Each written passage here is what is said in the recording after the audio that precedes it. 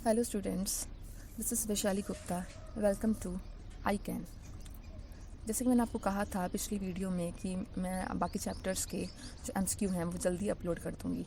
तो मैंने यहाँ पर लाइट चैप्टर के जो एमसीक्यू अपलोड कर दिए हैं। तो यहाँ पर आपके टॉप 20 एमसीक्यू हैं। चलिए स्टार्ट करते हैं। इसमें फर्स्ट क्वेश्चन है आपका, the beam of light striking the reflecting surface is called. वो बीम ऑफ लाइट जो रिफ्लेक्टिंग सरफेस पे स्ट्राइक की जाती है, जिसके ऊपर रिफ्लेक्टिंग सरफेस है, जो आपका जहाँ पर रिफ्लेक्शन होती है वहाँ पर जो बीम ऑफ लाइट स्ट्राइक करती है उसको हम क्या कहते हैं? तो उसको हम इंसिडेंट रे कहते हैं उसको हम। और जो स्ट्राइक करने के बाद रिफ्लेक्शन होने के बाद वापस आती है तो उसको हम रिफ्लेक्टिंग रे कहते हैं। Next one is the band of 7 colours is called.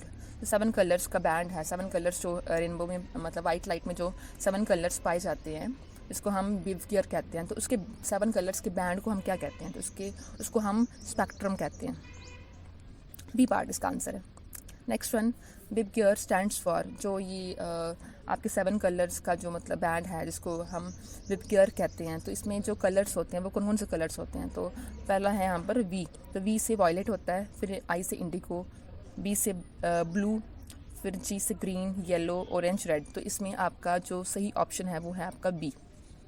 Next one, the front bulge part of the eyeball is called. तो आई बॉल जो आपकी ह्यूमन आई है, ह्यूमन आई में जो फ्रंट पार्ट होता है ना, थोड़ा सा बल्ज होता है, जो इस तरह से आपकी ह्यूमन आई है यहाँ पर इस तरह से होता है। ये जो बाहर वाला पार्ट है ना, ये बल्ज पार्ट, इसको हम क्या कहते हैं? तो इसको हम कॉर्निया कहते हैं। ये आपकी बाहर वाली जो शीट होती है वो होती है ये आपकी, जो हमारी आइज़ को प्रोटेक्ट करती है। Next one is the cones are sensitive to. जो कोन्स होते हैं, 2 तरह के सेल्स होते हैं ह्यूमन आई में, रॉड्स एंड कोन्स। जो कोन्स होते हैं वो कलर सेंस करते हैं, कलर सेंस करेंगे वो, और साथ में वो सेंसिटिव होते हैं ब्राइट लाइट के। तो इसका आंसर है आपका डी पार्ट।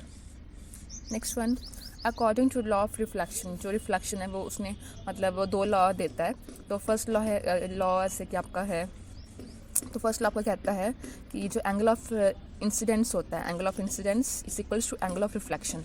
तो एंगल ऑफ इंसिडेंस को हम आई कहते हैं और एंगल ऑफ रिफ्लेक्शन को हम आर कहते हैं। तो आपका यहाँ पर आएगा first option, angle I is equals to angle are.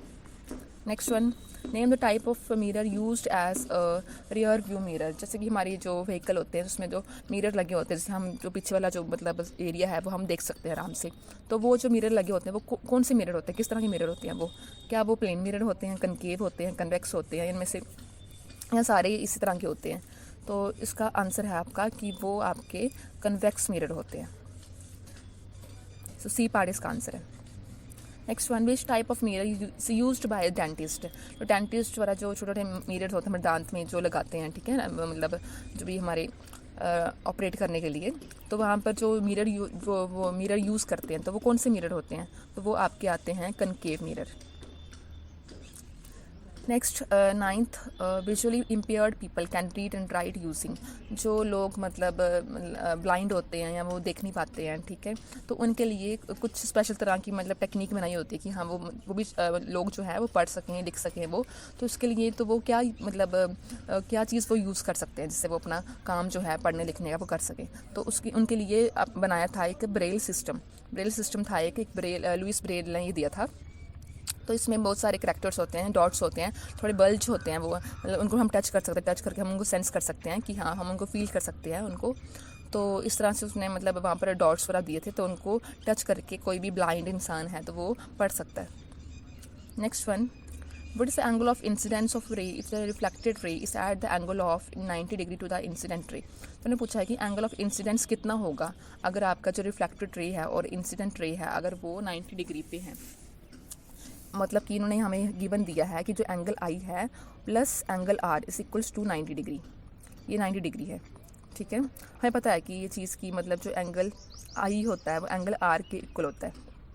तो हम यहाँ पर पुट कर सकते हैं, यहाँ पर पुट कर दो। यहाँ पर क्या आ गया आपका? यहाँ पर आपका आ गया एंगल आई प्लस एंगल आई, ठीक है। तो इसको आपका ट्वाइस ऑफ एंगल आई आ गया, तो यहाँ से इक्वल्स टू 90 के इक्वल आ गया ये। तो अब आपका एंगल आई कितना आ गया यहाँ से? तो ये आपका आ गया है यहाँ पर एंगल आई इक्वल्स टू 45 आएगा हाफ करने पे, ठीक है।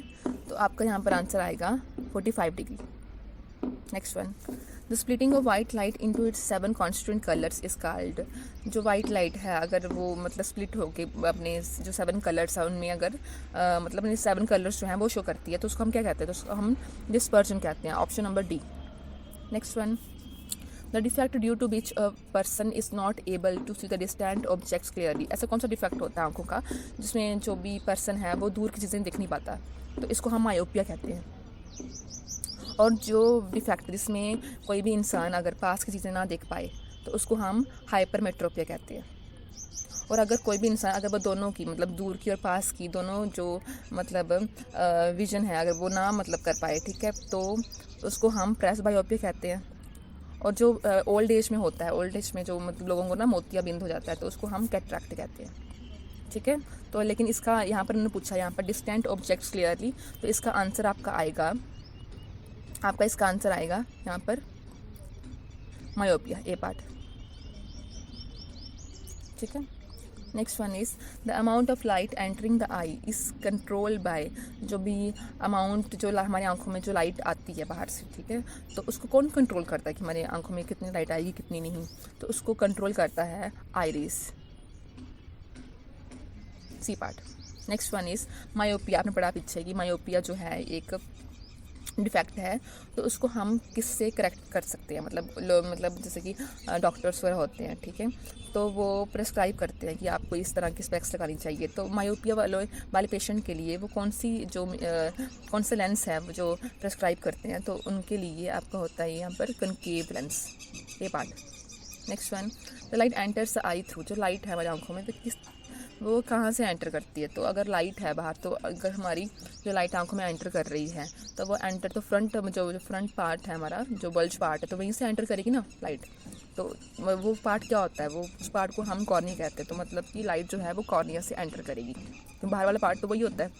आगे next one is if the angle of incidence of light falling on a plane mirror is 30 degree, what will be the angle of reflection. तो उन्होंने पूछा है यहाँ पर कि जो एंगल ऑफ इंसिडेंस है, ठीक है, अगर वो 30 डिग्री है तो एंगल ऑफ रिफ्लेक्शन कितना होगा। तो आपको पता है यहाँ पर कि जो एंगल ऑफ इंसिडेंस है और एंगल ऑफ रिफ्लेक्शन वो इक्वल होते हैं। अगर वो एंगल ऑफ इंसिडेंस अगर 30 डिग्री है तो एंगल ऑफ रिफ्लेक्शन भी आपका 30 डिग्री ही होगा। Next one, when we stand in front of our dressing table our hand or left hand seems to be right and right seems to be left is called. कई बार आपने देखा होगा कि मिरर में कई बार आपने आप खाना खा रहे हो तो खाना हाथ में आपने चम्मच पकड़ा हो तो आपको मिरर में लगेगा कि आपने लेफ्ट में चम्मच पकड़ा है लेकिन आपने राइट में पकड़ा होता है। तो इस चीज़ को हम क्या कहते हैं, अगर आप मिरर के आगे अगर आप अपना लेफ्ट हैंड ऊपर उठाओगे तो आपको लगेगा आप राइट हैंड ऊपर उठा रहे हो, तो इस चीज़ को हम लेटरल इन्वर्जन कहते हैं, D part. Next one, the rainbow is natural phenomena showing. Rainbow जो है वो कौन सा फिनोमेना जो है मतलब शो करता है, तो आपका इसका आंसर है रिफ्लेक्शन, ये part. Next one, in the retina of the eye the area having no sensory cells is called. तो हमारी आंखों में ना कोई ऐसा मतलब एरिया होता है जिसमें कोई सेंसरी सेल्स नहीं होते जिनमें, ठीक है, वो टोटली ऐसे ब्लाइंड सा मतलब एरिया होता है वो, तो उसको हम ब्लाइंड स्पॉट कहते हैं। Which cells can sense colour in our eye. तो कौन से सेल्स होते हैं हमारी आंखों में जो कलर्स को सेंस कर सकते हैं। तो हमने पीछे पढ़ा था ये कि जो कोन्स होते हैं वो कलर सेंस करते हैं और वो सेंसिटिव होते हैं ब्राइट लाइट के, इसका आंसर आपका कोन्स आएगा। और जो रॉड्स होते हैं तो वो लो लाइट के लिए होते हैं ये। तो बस आपके टॉप 20 जो है MCQ है वो कंप्लीट हो चुकी है। तो आपको वीडियो कैसा लगा मुझे कमेंट सेक्शन में ज़रूर बताएं। Thanks for watching.